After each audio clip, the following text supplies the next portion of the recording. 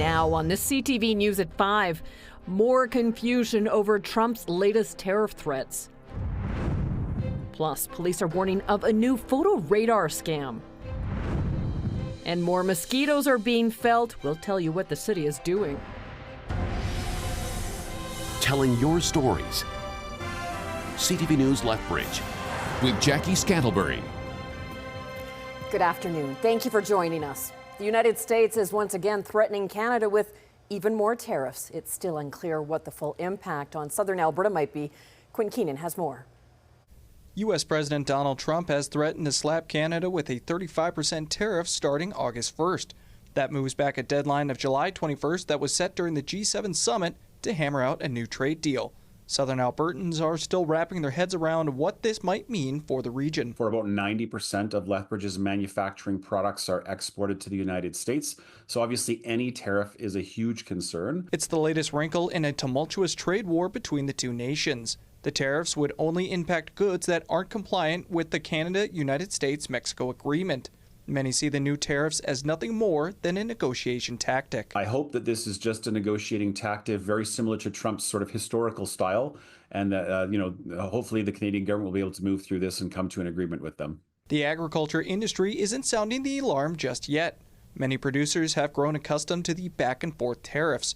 Most won't be concerned until any additional tariffs are actually put in place. Well, it raises that kind of threat of instability within our industry again. Something similar to what happened last November when he first announced the November 25th and that 25% tariffs. Although I think people aren't panicking quite as bad as they did at that point in time. Alberta Premier Danielle Smith has spoken out against the latest tariff announcement. In a statement posted online, the Premier said the threatened increase to U.S. tariffs on Canadian goods would be a tax on American people. They would also hurt Canadian and American businesses and workers and damage one of the most important trading and security alliances on Earth. Energy and potash tariffs are expected to stay at 10%. Quinn Keenan, CTV News, Lethbridge. Meanwhile, Ottawa says it will extend changes to employment insurance until the fall. The changes were brought in the spring in response to the trade war with the U.S. The new rules cap the threshold to qualify for EI and let people qualify for 4 more weeks of benefits. The goal was to help hard-hit businesses retain workers by reducing hours and compensating them through employment insurance for lost wages. The changes were set to expire tomorrow, but have now been extended until at least October the 11th. It looks like many Canadians are digging in their heels when it comes to staying away from U.S. products. According to new data from NANA's research, most Canadians view their boycott on U.S. goods and travel as temporary, but nearly half of the respondents say they'll outlast the Trump White House. The Canadians were surveyed on issues ranging from trade war to automotive tariffs and defense spending. The ongoing elbows-up boycotts have impacted U.S. tourism, alcohol, and other industries. A missing British Columbia man is believed to possibly be in the Lethbridge area. 24-year-old Colton Smith from Fort St. John was last seen March 24th. Investigators believe he could be in Lethbridge. Smith is Caucasian, 6 feet tall, 150 pounds, with green eyes, blonde hair. He also wears glasses. Anyone who has information on Smith's whereabouts is asked to contact Fort St. John RCMP. Lethbridge police are warning the public of a photo radar scam after multiple reports have been made in the community. Police say this is a new take on a common phishing scam by sending a text message from Alberta Drive Safe or Safe Roads Alberta or the city of Lethbridge stating that the person has an unpaid photo radar ticket and to click on a link to pay the fine. Police say photo radar tickets are mailed out to the registered owner of the vehicle, and if no payment is received, the fine will be levied against the owner. If you receive the text message, police say never click the link and do not provide money or personal information. With the return of the controlled cruise to Street Machine Weekend, there is a large road closure to take note of this evening in Lethbridge. The majority of 3rd Avenue South from 5th Street to 20th Street will be closed. The roads around Galt Gardens will also be closed off to allow those taking part in street wheelers to turn around. The roads will close at 6 and reopen by midnight. Following tonight's cruise, Street Machine Weekend activities take place at the Lethbridge In-District Exhibition Grounds Saturday for the 100-foot dash and the show and shine at Galt Gardens on Sunday.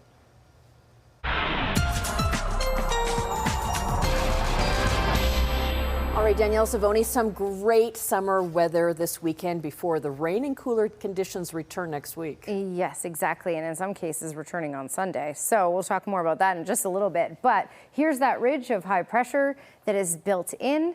We're still getting a little bit of cloud cover here and there. But yeah, sun and cloud as we head through the rest of today. Stable, much warmer. At this time yesterday in Lethbridge, we were at about 13 degrees.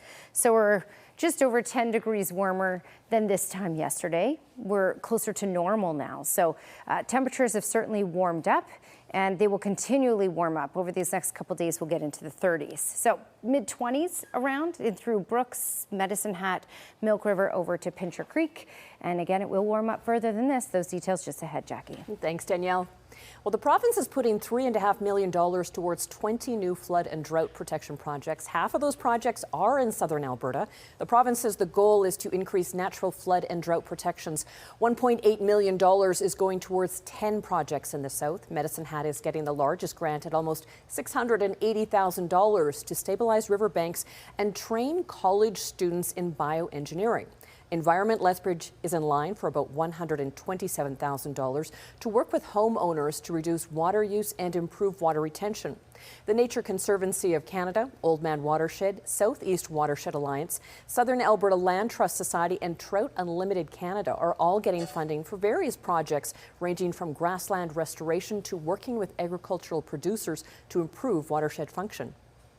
They're a summertime pest that is sure to send people swatting. Mosquitoes are starting to be seen and felt around the city, especially in parks and green spaces. While they're starting to become more noticeable, experts say this season actually may not be too bad. Carson Marsouk reports. With the recent rain Thursday, city crews are out monitoring the growth of mosquitoes in Lethbridge. But just like the amount of rain, mosquito levels are low. It's not too bad so far. It's medium to low. Not very much right now.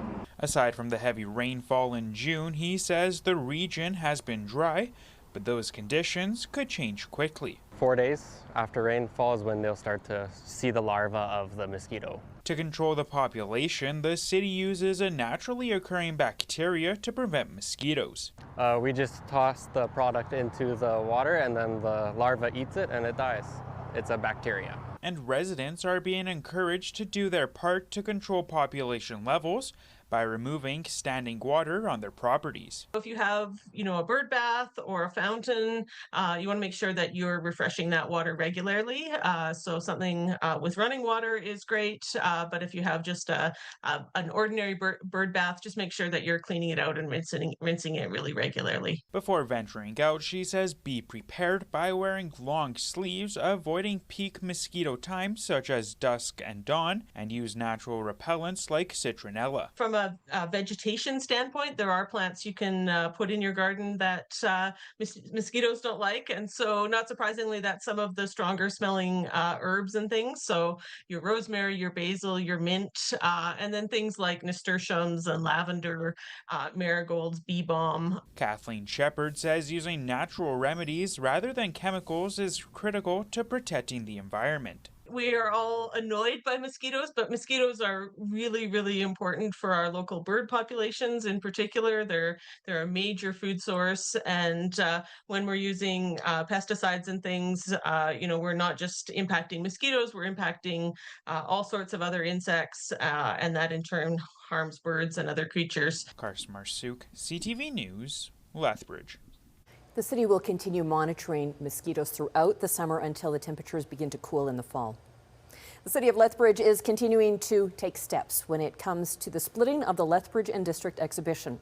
A new asset management plan was shared at yesterday's Economic and Finance Standing Policy Committee. The report looks at the physical condition and life cycle requirements of the old pavilion's parking lot, Safety City Building, and Rocky Mountain Turf Club. The report says the parking lot refurbishment could come at a price tag of $25 million. The condition of the Turf Club and Grandstand has been assessed as poor to very poor, with a cost of $5.5 million in overdue maintenance. The deconstruction cost of the old pavilions would cost nearly $6 million. A legal transfer is underway to the new organization's event company and the Lethbridge and District Agricultural Society. The city hopes to have a new board and shareholders in place by the end of August. Good news for those looking for jobs. The unemployment rate has dropped in southern Alberta, province-wide, and across Canada.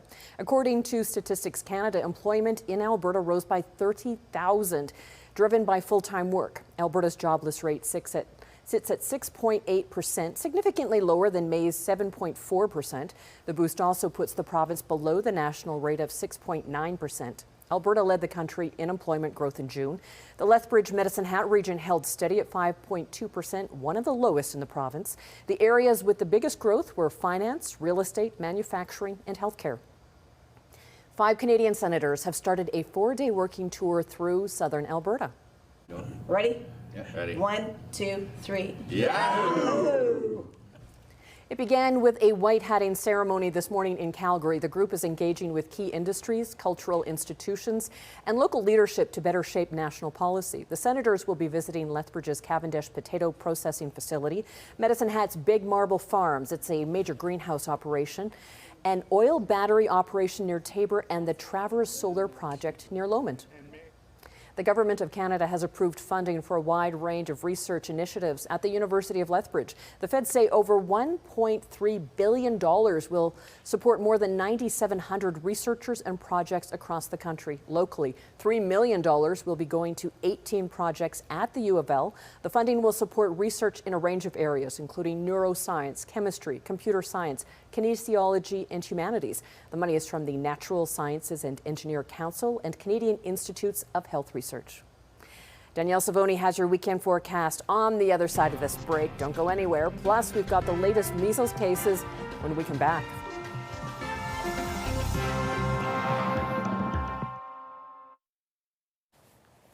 All right, Skycam is facing northwest. The beautiful weather to be outdoors has started. So today, not too hot, not too cold, very reasonable temperatures.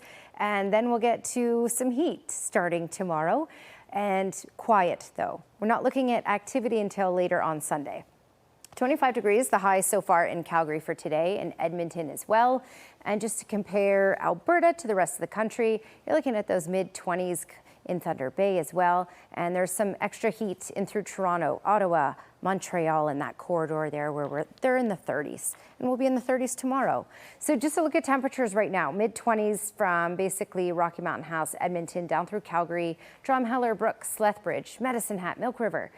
That's the standard. So again, that not too hot, not too cold, and we'll be able to continue to build in temperature because we're looking at a good amount of sunshine. There will still be some cloudy periods out there. There are right now, but the ridge of high pressure, again, that's pushing all the cloud cover and moisture up and around us. That's the jet stream up here, and that's not going to shift back down until later on Sunday. So even much of Sunday in most communities in southern Alberta should still be quite nice up until about the supper hours. So the ridge of high pressure building in for the next couple of days, and then Monday especially, it's going to be basically the storm track is going to start to shift to the south, and that's going to direct some rainfall in. And we're looking at a decent rainfall. Medicine Hat could pick up 10, even 15 millimeters of rainfall when you're looking at Monday and Tuesday.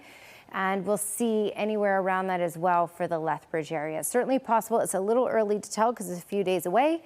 But we're looking at a decent rainfall coming up here for the far south, and even looks like the southeast corner is going to get a good chunk of that as well, which is what we need. Okay, so as we play this through for the rest of today, there's nothing going on, just some cloud cover, cloudy periods at times, but some sunshine as well. For tomorrow, we'll likely kick off the day with partly cloudy skies, and then we'll get some sunshine throughout the day as well. So it's a quiet one for tomorrow. All right, the weather pattern starts to shift on Sunday, and this will start to make its way down. We're looking at kicking off with some shower and thunderstorm activity possible later on Sunday, potentially as early as the supper hours, but certainly closer to 7:30. And then by Monday, we're looking at that widespread, more consistent rainfall for the far south, and that's when we're looking at picking up those totals. So Sunday night through Monday and part of Tuesday as well is when we're looking at a decent rainfall, and temperatures will cool once again. But they're not cooling for tomorrow. 13 degrees overnight in the East Kootenay area, getting to a high of 30 for tomorrow. and calm weather, lots of sunshine. Carrizo's Pass, we may get a couple cloudy periods throughout the day tomorrow, but lots of sunshine expected, which is why we'll get to a high of 29. And you're looking at gusts west just 40 kilometers per hour. Medicine Hat 16 overnight, maybe a little gusty at times this evening, but we're quiet for tomorrow. Mainly sunny skies and a high of 30. And in all of these communities, UV index 8, which is very high. Okay, for the Lethbridge area, 30 degrees for tomorrow. It will feel more like 33 with some humidity out there. We're looking at mainly sunny skies for tomorrow with some cloudy periods. Most of Sunday should be nice. By the supper hours, we get into the risk of showers and thunderstorm activity. And from Sunday night and through Monday, 5 to 10 millimeters of rain possible Sunday night and another 10 to 15 possible on Monday, which is a high of 19 by then.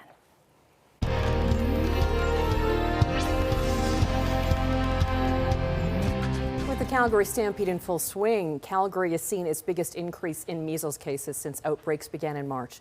There are 17 new cases in Alberta, with 8 of them in Calgary, 2 in the South Zone, for a total of 1,284 confirmed cases. Infectious disease experts have warned big summer gatherings like Stampede could turn into super spreader events. The best protection against the highly infectious and preventable disease is 2 doses of the MMR vaccine. Anyone not fully vaccinated is advised to skip large events or be very cautious if attending. Now, the Ministry of Primary and Preventative Health Services says the government is not considering declaring a public health emergency for Alberta's measles outbreak. This as Alberta has the most cases per capita in all of North America, and hospitals like Edmonton's Grey Nuns are screening people who may have measles from their car. Covenant Health says it's to reduce the risk of exposure to other patients and emergency room visitors. People who think they have measles are being told to wait in their cars. They're then sent to an ambulance bay to get checked. Health experts say more people have become sick due to Salmonella outbreaks in salami. Most of them are in Alberta. The Public Health Agency of Canada now says 2 more people have been hospitalized due to a tainted Ria brand Genoa salami sweet, Ria brand Genoa salami hot, and Bona brand mild Genova salami. Now 84 people have gotten sick, 67 of them in Alberta. One additional illness is someone from BC who got sick after traveling to Alberta. The Canadian Food Inspection Agency recalled the products on June the 10th. Still ahead on the CTV News at 5, a Canadian soccer star sets a record off the pitch. Sports is next.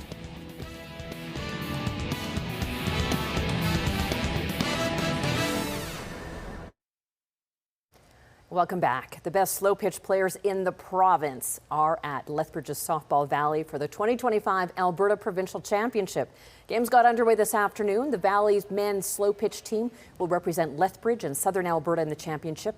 8 teams are competing throughout the weekend. Lethbridge has a long history of slow pitch competition, dating back 46 years. The last time the city hosted a slow pitch event was 2018. The provincial championship runs through Sunday. All 3 Southern Alberta WCBL teams were in action last night. Let's take a look at how they made out. The Bulls were tied with the Cactus Rats heading into the 9th until a 6-run inning put Energy City in front. Lethbridge would end up losing 11-6. Medicine Hat lost big, falling to Moose Jaw 19-5. Brooks Bombers kept it close but lost 4-3 to the Sylvan Lake Gulls. Tonight, the Bulls will have a chance for revenge as they host the Cactus Rats again. Medicine Hat is at home hosting the Swift Current 57s. The Brooks Bombers are on the road again in Sylvan Lake. First pitch for each game is 7:05. Lethbridge Hurricanes are continuing to bolster their lineup ahead of next season. The Canes have acquired 2008-born forward Lucas Lima from the Everett Silvertips in exchange for a 5th-round draft pick in the 2029 WHL Prospects Draft. The Langley, BC native appeared in 36 regular season games with the Burnaby Winter Club U18 prep team last season, where he recorded 30 points. And the Canes have also signed 2007-born defenseman Thomas Malinik and 2007-born forward Mikolas Skadukis to WHL scholarship and development agreements. The pair were recently selected by the Canes in the CHL import draft back in June. A Canadian soccer star is set to command a world record transfer fee. That's according to multiple reports. Nice turn by Olivia Smith. She's still got it. Smith onto her left foot. Oh, it's a beauty! Toronto's Olivia Smith, who grew up playing in Whitby, Ontario, is being transferred from Liverpool to defending European champion Arsenal for a record fee of £1 million. That's more than 1.8 million Canadian. She will be the first woman to break the £1 million milestone. Once the transfer is finalized, Smith will be paid a negotiated salary with the club. Well, golfers are often frustrated when forced to slow down their game, but on one recent round, they couldn't help but whip out their cameras. This video of a Coyote pup playing at Ontario's Burlington Golf and Country Club has been racking up millions of views. The little one's golf ball is on one of the greens. The course is calling this a contemporary ball wash, but still suggests golfers bring their own towel. Still ahead on the CTV News at 5, Terry Fox's younger brother makes it to St. John's, Newfoundland. The emotional story next.